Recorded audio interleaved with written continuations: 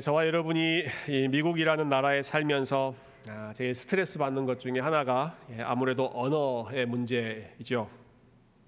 한국말로 하면 간단하게 다 해결할 수 있는 문제인데 영어로 해야 되기 때문에 골치 아프게 아주 스트레스를 많이 받는 경우가 있습니다. 제가 미국 생활 이제 15년 넘어가는데요. 여전히 저에게 가장 긴장되는 순간은 커스터머 센터에 전화해서 컴플레인 하는 것입니다. 아마 해보신 분들 어떤 심정인지 잘 아실 겁니다. 일단 그 이슈를 해결하는 담당자한테 연결되는 것까지가 고비입니다. 먼저 전화를 딱 하면 신상 파악을 하죠. 이름, 뭐 전화번호, 뭐 또 생년월일, 본인 파악, 주소 이런 거 다 하고요. 무슨 문제로 전화하셨습니까? 그래서 이런 문제로 내가 전화했습니다라고 이야기하면 그러면 담당자를 연결해 드리겠습니다 하죠. 그래서 담당자를 연결하면 그 사람이 뭘 물어봅니까? 이름, 전화번호, 주소 똑같이 다시 한번 또 그것들을 다 물어보죠. 그리고 나서 이제 보통 물어보는 게 어카운트 넘버가 뭐냐고 물어봅니다. 본인의 뭐 전화든 아니면 인터넷이든 본인 어카운트 넘버가 있지 않습니까? 그래서 어카운트 넘버가 뭐냐고 물어보는데 여러분 그런데 이럴 때 어카운트 넘버라고 말하지 않습니다. A 발음, 처음 시작하는 A 발음은 아주 살짝 그냥 지나가면서 account number please 이렇게 이야기하죠. 그래서 그냥 처음 들으면 account number가 아니라 account number 이렇게 들립니다. 제가 잘 아는 목사님 한 분이 이거 관련해서 에피소드가 하나 있으신데요. 이분이 미국에 오신 지 얼마 안 되셨을 때 이것 때문에 좀 골치를 당하신 것 같아요. 그 상대편 담당자는 어카운트 넘버가 뭐냐 이렇게 물어보는데 이분 귀에는 계속 카운트 넘버 이렇게 들리는 겁니다. 숫자를 세라고? 왜 갑자기 숫자를 카운트하라는 거지? 그래서 이분이 1, 2, 3, 4, 5 이렇게 세셨답니다. 그랬더니 그 담당자도 골치 아픈 거죠. 이 무슨 상황인가? 그래서 No, count number please 더 큰 목소리로 그렇게 얘기했는데 여전히 그분 귀에는 count number라고 들리셨습니다. 그래서 아니 똑같은 거 왜 다시 시키는가 생각하시다가 맞다, 미국 사람들은 카운트다운 할 때 거꾸로 숫자를 세지. 그래서 5, 4, 3, 2, 1 이렇게 말씀하셨다는 손발이 오그라드는 그런 상황이죠. 여러분 언어 때문에 영어와 관련해서 아마 웃지 못할 그런 에피소드들 한두 가지 정도는 다 가지고 계실 거라고 생각합니다. 여러분 이런 일들 우리가 지금은 웃으면서 이야기할 수 있죠. 재미있게 이야기할 수 있습니다만은 여러분 그 일들을 겪는 그 순간 상대방이 말하는 것을 내가 이해하지 못하고 엉뚱한 대답을 했을 때 그때 여러분 심정이 어떠시든가요? 내가 이 정도밖에 안 되나 한없이 위축되고 초라하고 내가 이러려고 지금 미국에 와서 살고 있나 뭐 자괴감도 들고 굉장히 이렇게 움츠려드는 것 아마 느낀 적 있으실 겁니다. 여러분 우리가 읽고 있는 이 사사기 말씀, 사사기라고 하는 책의 활동 무대, 그 당시에 살고 있던 이스라엘 백성들의 마음이 이와 비슷한 마음이었습니다. 눈치 보고 움츠러들고 다른 나라 사람들에 비해서 본인들은 너무너무 작게 느껴지고 위축되는 그런 쪼그라드는 마음이죠. 오늘이 8월 15일인 것 여러분 알고 계셨습니까? 8월 15일 광복절입니다. 우리나라가 일본에 30년 이상 긴 시간을 나라를 뺏기고 자유를 뺏기고 정말 고생하다가 마침내 빛을 되찾은 날, 그래서 광복이라고 불렀죠. 광복절이 되기 전까지 대한민국의 삶이 얼마나 암담하고 또 얼마나 위축되는 그런 상황이었습니까? 이스라엘 백성들의 삶이 비슷했습니다. 특별히 사사기 당시의 이스라엘 백성들의 삶, 그들 역시도 주변에 있는 나라들에게 자신들의 땅을 빼앗기고 자신들의 언어를 빼앗기고 자신들의 집을 빼앗기고 모든 것, 자유를 다 빼앗기고 그래서 주변의 민족들, 특별히 사사기 6장 같은 상황에서는 미디안이라고 하는 민족이 틈만 나면 이스라엘을 침범해 들어와서 음식도 빼앗아가고 뭐 집에서 키우는 동물들도 빼앗아가고 집도 빼앗아가고 그래서 급기야 이스라엘 백성들이 산으로 올라가서 숨어서 지내야 하는 그런 신세까지 돼버렸습니다. 산으로 올라가서 굴을 파고 동굴을 파고 웅덩이를 파서 거기에 숨어서 지내는 아주 비참한 상황이 된 것이죠. 이러한 상황을 아주 잘 보여주는 그 말씀이 오늘 본문 시작하는 11절 말씀입니다. 11절 보시면 오늘 본문이 이렇게 시작하죠. 제가 한번 읽어보겠습니다. 여호와의 사자가 아비에셋 사람 요아스에게 속한 오브라에 이르러 상수리 나무 아래에 앉으니라. 마침 요아스의 아들 기드온이 미디안 사람에게 알리지 아니하려 하여 밀을 포도주 틀에서 타작하더니. 자, 지금 이스라엘 백성들은 미디안이라고 하는 외적, 다른 이방 민족에 의해서 지금 괴롭힘 당하고 있는 상황인데요. 그 상황에서 하나님께서 이스라엘을 구원하시기 위해 사사를 한 명 준비하십니다. 자, 사사가 어떤 사람들인지 제가 지난주에 말씀드렸죠. 아주 위태로운 시기에 나라를 구했던 그러한 용사들을 사사라고 불렀는데, 이 상황에서 하나님께서 사사로 이스라엘을 구원할 사람으로 선택하신 사람이 기드온이라고 하는 사람이었습니다. 기드온. 근데 이 기드온이 지금 하나님의 부르심을 받는 지금 이 상황에서 기드온이 뭘 하고 있었는가, 어떤 상황에서 그가 하나님의 부르심을 받았는가, 이게 참 흥미로운 부분입니다. 조금 전에 읽었던 11절 뒷부분에 보면 그때 기드온이 뭘 했는가, 미디안 사람에게 알리지 아니하려 하여 밀을 포도주 틀에서 타작하고 있었다. 밀을 포도주 틀에서 타작하고 있었다라고 이야기합니다. 자, 한 해, 그 당시는 농경사내니까요. 한 해 농사를 다 짓고 나면 마지막에 하는 것이 이제 타작하는 것입니다. 곡식을 다 벤 다음에 먹을 수 있는 그 알곡만 골라내는 것이 이제 타작하는 일이잖아요. 타작은 어떻게 하는가? 여러분, 제가 사진을 하나 준비했습니다. 타작하는 그런 밀 타작하는 사진이 이 구글에 있더라고요. 타작은 이렇게 합니다. 곡식을 다 벤 다음에 아주 넓은 마당에 다 모아놓고 여러 사람들이 도리깨질이라고 하죠. 도리깨로 치고 뭐 망치로 치고 해가지고 그 알곡들을 벗기는, 그래서 나중에 이제 밀가루 만들 수 있는 것만 따로 골라내는 작업이 타작이죠. 원래 이 밀 타작은 이렇게 보시는 것처럼 넓은 장소, 오픈돼 있어서 바람도 잘 통하고 자유롭게 이 도리깨질을 할 수 있는 그 장소에서 타작을 하는 것이 맞습니다. 그런데 이스라엘 백성들은 지금 이렇게 공개된 장소에서는 타작을 할 수가 없습니다. 왜 안 될까요? 여기서 우리가 타작한다라고 하면 우리를 괴롭히는 미디안 민족들이 금방 또 찾아와서 본인들이 열심히 수고해서 다 모아놓은 그런 알곡들, 곡식들 다 빼앗아 갈 것이기 때문에 사람들이 모여서 공개된 장소에서 이러한 것들을 하지 못하는 것이죠. 그래서 기드온이 어디서 타작을 하는가? 포도주 틀에서 타작을 하고 있었다. 포도주 틀은 어떤 곳인가? 사진 하나 더 준비했습니다. 이런 곳이 당시에 포도를 다 모은 다음에 포도주를 짜냈던 그런 포도주 틀, 와인 프레스라고 합니다. 요 구덩이 같은 곳에 다 포도를 넣고 거기에 기계를 사용하든 아니면 손으로 발로 하든 이 포도를 이제 짜내는 것이죠. 기드온이 밀을 타작할 때 저렇게 오픈되어 있는 넓은 마당에서 하지 않고 저 구덩이 속에 들어가서 숨어서, 참 불편한 상황인데 거기서 밀을 타작하고 있었습니다. 왜 그렇게 했다고요? 미디안에게 알리지 않으려고.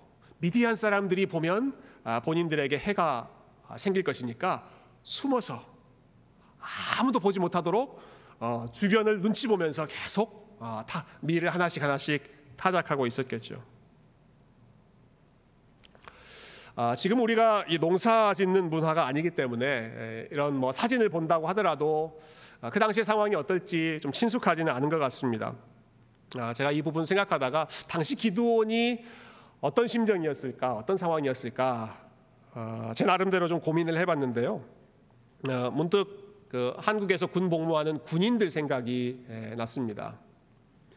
우리 중에도 우리 한국에서 군대 생활하신 분들, 또 청년들 중에도 그런 분들이 계실 텐데요. 한국에서 군인들이 가장 사랑하는 음식이 뭡니까? 군인들이 가장 좋아하는 음식, 초코파이죠. 초코파이.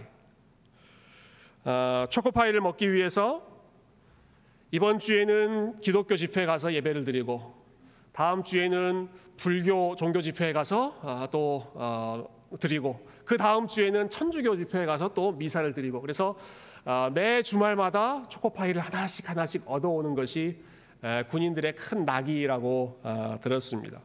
근데 그렇게 소중한 초코파이를 가지고 와도 내무반에 들어오면 쫄병들, 이등병들은 고참 눈치 때문에 초코파이를 마음껏 먹을 수가 없습니다. 그러면 이 사람들은 어디에서 그 초코파이를 먹을까요? 그런 얘기 혹시 들어보셨어요? 화장실로 그 소중한 초코파이를 조금 그 주머니에 숨겨서 들어가서 문을 닫고 그 안에서 행여 옆에 사람들이 혹시 들을까 조심조심 초코파이를 뜯어서 먹고 나온다라고 하는 그런 이야기 직접 듣기도 하고 또 인터넷으로도 들어봤습니다. 혹시 한국에서 군대 생활하고 오신 분 주변에 계시면 한번 물어보세요. 진짜 그랬냐고. 아마 분명히 나는 안 그랬다. 나는 그런 적 없다라고 이야기하실 겁니다. 제가 이 말씀을 드리는 이유는 지금 기드온의 상황을 우리가 한번 상상해 보자는 것입니다. 기드온이 누가 볼까 두려워서 몰래 은밀한 장소에 들어가서 밀 타작을 하나씩 조심스럽게 하면서 아무도 알지 못하게 하려고 조심스럽게 지금 행동하고 있는 상황이죠. 근데 바로 그때 하나님께서 보신 여호와의 사자가 기드온 앞에 떡하고 나타납니다. 그 상황이 12절에 나오는데요. 여러분 12절을 우리 한번 같이 읽어볼까요? 12절 말씀입니다. 시작. 여호와의 사자가 기드온에게 나타나 이르되 큰 용사여 여호와께서 너와 함께 계시도다 하매.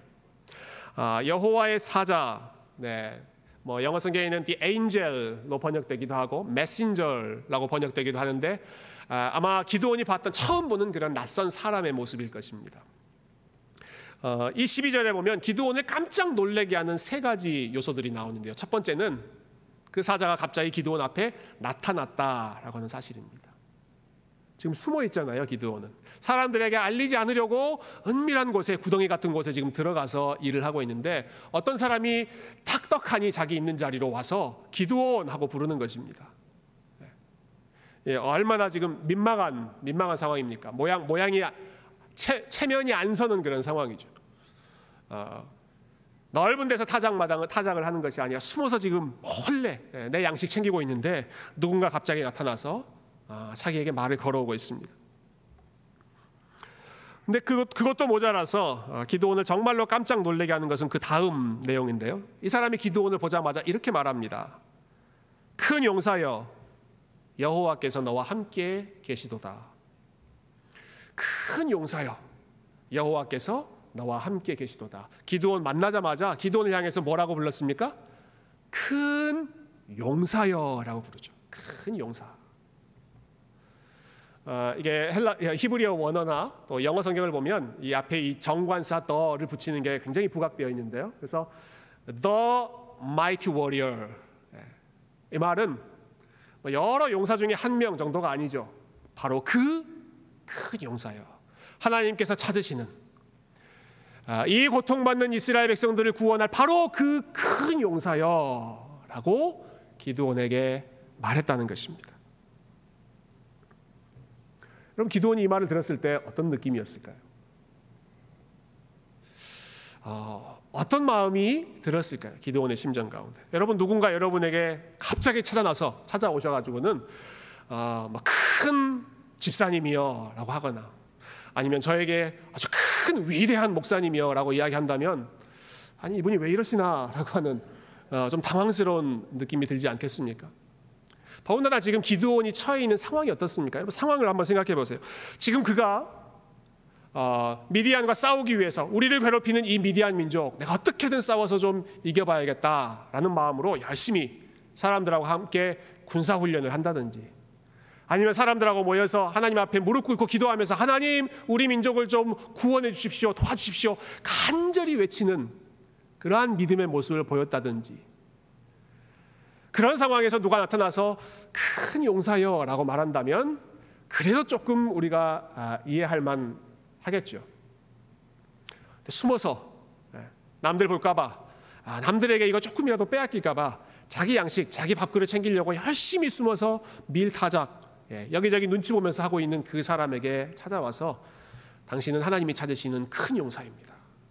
이 시대를 구원할 The Mighty Warrior이십니다.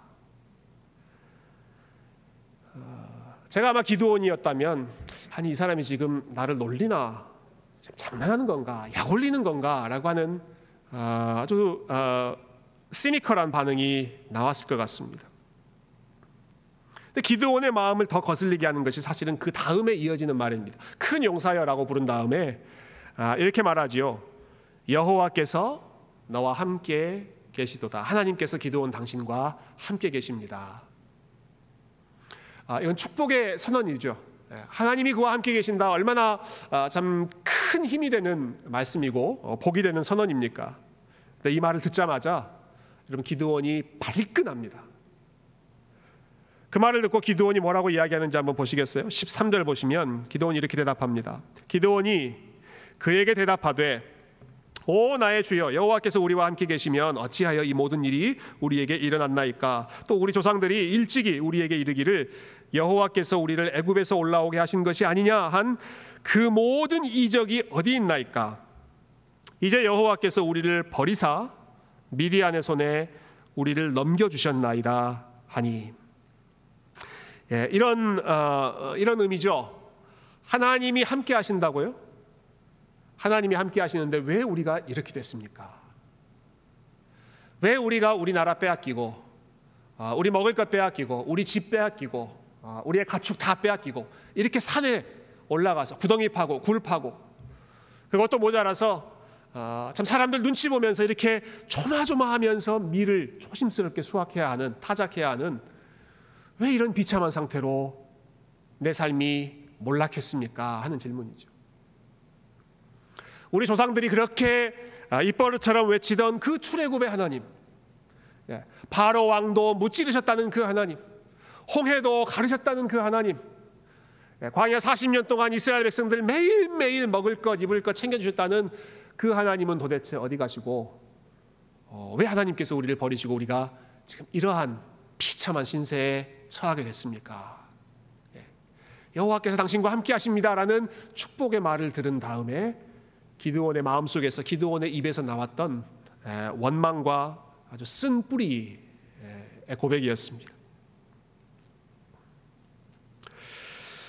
하나님께서 이어서 말씀하시죠. 그래서 내가 너를 찾아온 것 아니냐 기드온. 내가 그래서 너를 찾아왔고 내가 앞으로 너를 사용해서 이 미디안이라고 하는 민족으로부터 내 백성을 구원하겠다. 내가 앞으로 너를 큰 용사로 사용하겠다. 계속해서 기드온을 설득해 가실 때 기드온이 이렇게 대답합니다. 기드온이 했던 마지막 15절 대답을 한번 보시면 좋겠습니다. 15절 제가 읽어보겠습니다. 그러나 기드온이 그에게 대답하되 오 주여 내가 무엇으로 이스라엘을 구원하리이까. 보소서 나의 집은 므낫세 중에 극히 약하고 나는 내 아버지 집에서 가장 작은 자니이다. 이 15절을 한마디로 요약한다면 저는 사람 잘못 보셨습니다 이렇게 번역할 수 있을 것 같아요. 사람 잘못 보셨습니다. 내가 누굽니까? 우리 집안은 모든 지파의 집안 중에 가장 작은 집안이고 나는 그 작은 집안 중에서도 가장 작은 사람인데 내가 어떻게 저 엄청난 미디안 민족과 싸워서 이 나라를 구원할 수 있단 말입니까? 말도 안 되는 소리 하지 마십시오.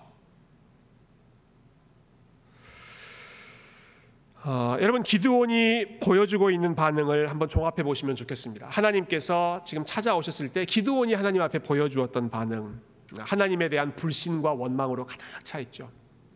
현실에 대한 비관으로 가득 차 있습니다. 뿐만 아니라 자기 자신에 대한 열등감으로 똘똘 뭉쳐 있습니다. 다른 모든 집안 중에 우리 집안이 제일 작고 우리 집안의 다른 모든 형제 중에 내가 제일 작고 나는 아무것도 아닙니다. 소위 말하는 열등감 컴플렉스에 아주 똘똘 뭉쳐있는 사람이 기드온이었죠. 사실 이것은 기드온 개인만의 문제가 아니었다고 생각합니다. 이 당시에 사사기 당시에 이스라엘 백성들이 가졌던 마음이 이와 비슷한 마음이었습니다. 하나님, 우리가 어쩌다가 이렇게 됐습니까? 왜 이렇게 우리가 힘든 시간을 보내야 합니까? 자기 자신에 대한 절망감, 아무것도 기대할 수 없는, 소망하지 못하는 그러한 절박한 마음, 완전히 무너져 있는 그 이스라엘 백성들의 마음이 기드온이라고 하는 이 대표자를 통해서, 그의 입을 통해서, 그의 마음을 통해서 아주 거칠게 쏟아져 나오고 있는 것이죠. 이렇게 참 온갖 부정적인 생각으로 또 그런 감정으로 사로잡혀 있던 기드온에게 하나님께서는 이렇게 말씀하십니다. 16절 말씀이 오늘 본문의 가장 중요한 말씀이라고 생각하는데요. 16절 말씀 우리 한 목소리로 우리 같이 한번 읽어보십시다. 16절 시작. 여호와께서 그에게 이르시되 내가 반드시 너와 함께 하리니 내가 미디안 사람 치기를 한 사람을 치듯 하리라 하시니라. 아멘. 한 번 더 말씀하시죠. 기드온아, 내가 반드시 너와 함께 하겠다. 비록 아무리 미디안 군대가 강하고 수가 많다고 하더라도 내가 너와 함께 있으면 미디안의 그 군대를 한 사람 치듯이 한 명과 싸워서 이기는 것처럼 그렇게 쉽게 쓰러뜨릴 수 있을 것이다. 내가 너희와 함께 한다면, 그리고 내가 너와 함께 하겠다.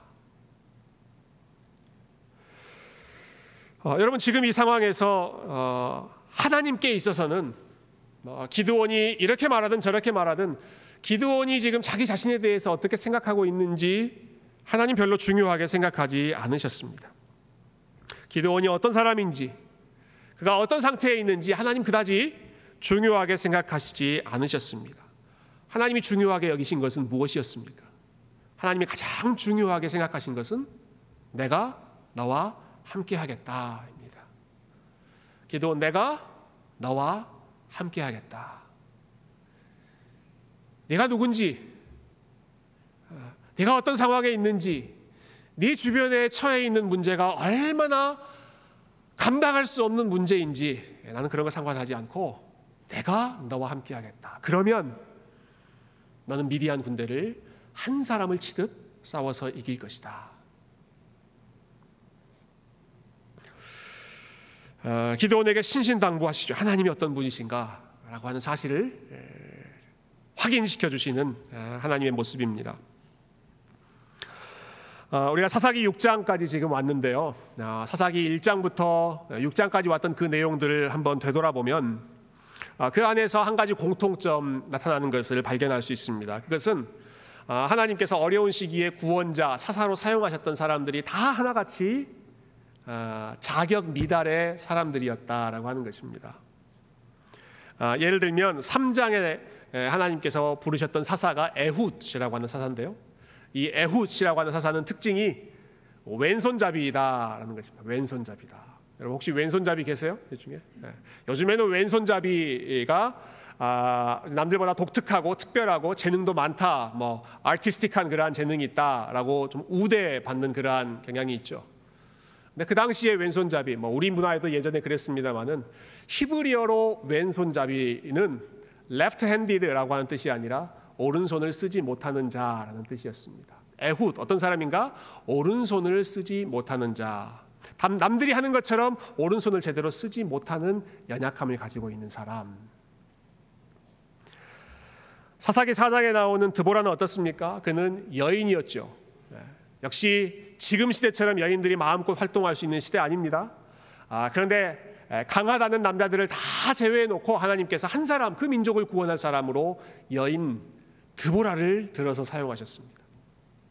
오늘 본문에서도 기드온이 보여주고 있는 모습은 참 이 사람이 무슨 큰 일을 할 수 있을까, 참 자격 미달의 모습이지만 하나님에 대한 믿음도 없고 현실에 대해서 낙관적인 그러한 긍정적인 태도도 없고 자기 자신에 대해서는 아주 열등감으로 똘똘 뭉쳐있는 사람이지만, 그런데 하나님께서 기드온, 너는 내가 큰 용사로 사용할 것이다. 한결같이 연약한 자들을 하나님께서 찾아오시죠. 제가 지난 주일에 사사기 1장 말씀을 설교하면서 이런 말씀 함께 나눴습니다. 여러분 기억하실 거라고 믿습니다. 하나님은 여호수아 같은 대단한 위인, 대단한 인물이 없어져도 사라져도 그분의 일을 끝까지 이루어내시는 분이시다. 하나님은 그러한 주권적인 분이시다 말씀드렸죠. 제가 설교를 마치고 나니까 만나는 분들마다 저에게 이렇게 피드백을 해주시더라고요. 맞습니다, 목사님. 하나님은 여호수아 없어도, 제가 없어도 하나님 무슨 일이든 하실 줄 믿습니다. 제가 좀 없어져도 될 것 같습니다. 어떤 뭐 사역이든지 본인이 하고 있는 일에서 잠시 내려놔도 별 지장이 없을 것 같습니다. 그런 말씀 하시더라고요. 저는 저희 교회 성도님들이 그렇게 말씀을 집중해서 들으시는지 몰랐습니다. 뭐 조시는 분도 있고 잘 반응을 안 보이시는 것 같았는데 정말 너무너무 정확하게 그 포인트를 기억하고 계시더라고요. 그거 거기다가 본인에게 적용하셨는데요. 여러분 지난주 말씀을 기억하신다면 그와 더불어서 이번 주 말씀을 같이 기억하시면 좋겠습니다. 맞습니다. 하나님은 모든 것을 혼자서 다 알아서 하실 수 있는 분이십니다. 아무것도 없을 때 말씀 한마디로 온 세상을 창조하셨던 분이 하나님이시지 않습니까? 혼자서 다 하실 수 있는 분이시죠. 그런데 하나님께서 그분의 일을 이루어 가실 때 사람을 통해서 일하기를 좋아하시고 사람들을 불러서 그들과 함께 동역하기를 좋아하시는데, 그런데 하나님께서 부르시는 사람들은 어떤 사람들인가? 왼손잡이 에훗 같은 사람, 오른손을 쓰지 못하는 사람, 사사 드보라와 같은 사람, 남자가 아니라 여인으로서 열악한 위치에 있었던 사람, 그리고 오늘 본문에 나오는 기드온처럼 겁 많고 소심하고 나는 제일 작은 집안 중에도 제일 작은 사람입니다. 스스로를 지극히 작게 보는 열등감에 사로잡혀 있는 그런 사람. 근데 하나님께서 그런 사람을 찾아오셔서 내가 너를 사사로 부른다 말씀하시는 것이죠. 여러분 왜 하나님께서 꼭 이렇게 참 이런 사람들만 골라서 사사로 사용하시는 것일까요? 하나님이 어떤 분이신지, 하나님께서 어떻게 일하시는지를 우리에게 가르쳐 주시기 위해서입니다. 하나님 어떤 분이신가? 약한 자들을 들어서 강한 자들을 부끄럽게 하시는 분이시고, 하나님 어떤 분이신가? 자격 없는 자들, 큰 용사라고 부름받는 것 참 디저브하지 못하는 그런 자격이 없는 사람인데도 불구하고 찾아오셔서 그들을 사사로 삼아주시는 하나님이시고, 도저히 우리의 힘, 우리의 능력으로는 감당할 수 없는 그러한 문제, 그러한 싸움이지만 그러나 그 상황 가운데 하나님께서 보내셔서 오히려 이 싸움은 도저히 하나님의 도움 없이는 우리가 이길 수 없겠구나, 그 싸움에서 승리했다면 이것은 우리가 잘해서가 아니라 하나님께서 함께 하셔서 거둔 승리구나, 우리의 진정한 사사, 진정한 구원자는 하나님 한 분밖에 없으시구나, 이것을 배우게 하시고 이것을 알려주시기 위해 고르다 가장 연약한 사람들만 골라서 그들을 사사로 사용하시는 것입니다. 오늘 본문이 대표적이죠. 오늘 본문 기드온에 대한 많은 이야기를 하고 있습니다만은 사실 기드온이 어떤 존재인가, 성경은 그것을 말하기보다 기드온을 통해 나타난 하나님은 어떤 분이신가 하는 것을 저와 여러분에게 분명하게 가르쳐주고 있습니다. 이미 말씀드렸지만 몇 가지 한번 다시 정리해 보십시다. 하나님은 어떤 분이신가? 여러분, 하나님은 오늘 본문에 보면 먼저 찾아오시는 분이셨습니다. 먼저 찾아오시는 분. 여러분, 기드온이 하나님을 찾기 이전에 하나님이 먼저 기드온을 찾아오셨습니다. 사사기 6장에 보면 지금 이스라엘 백성들이 고통을 받고 있는 것은 그들이 하나님 앞에서 악을 범하고 하나님 앞에 불순종했기 때문입니다. 그래서 하나님께서 기드온을 만나시기 전에 먼저 선지자를 보내시기도 하죠. 그래서 이 백성이 나한테 돌아와야 한다, 회개하기를 그들에게 촉구하셨습니다. 그렇지만 사사기 6장에 보면 이스라엘 백성들이 하나님께로 돌아갔다, 회개했다라는 말씀이 나오지 않습니다. 그들이 주님께 돌아갔다라고 하는 구절이 나오지 않습니다. 그럼에도 불구하고 하나님께서 그 백성들에게 먼저 다가오셨습니다. 이스라엘 백성들이 회개하고 주님께 돌아가기 전에 그러나 하나님께서 먼저 그들을 기억하셔서 찾아오시고, 마치 부모와 자녀의 관계에서 자녀를 생각하는 부모님의 마음을 자녀들이 따라갈 수 없는 것처럼, 자녀를 향한 부모의 사랑이 언제나 부모를 향한 자녀의 사랑보다 더 큰 것처럼 자기 백성을 향한 하나님의 사랑이 더 크셨기 때문에 이스라엘 백성들 돌아오기 이전에 먼저 찾아가셔서 기드온을 만나시고 기드온을 통해서 행하실 구원의 사역을 준비하셨던 것입니다. 그렇게 기드온을 찾아오신 하나님은 기드온을 큰 용사라고 부르셨죠. 여러분, 앞에서 우리가 살펴본 것처럼 기드온은 큰 용사라고 불릴 만한 그릇이 못 되는 사람이었습니다. 그러나 기드온이 어떤 모습인가? 여러분, 기드온이 어떤 삶을 살았는가? 혹은 앞으로 기드온이 어떤 능력을 보여줄 것인가? 그게 별로 중요하지 않습니다. 하나님께서 기드온을 향해서 너는 큰 용사다라고 말씀하시면 그 사람은 큰 용사인 것입니다.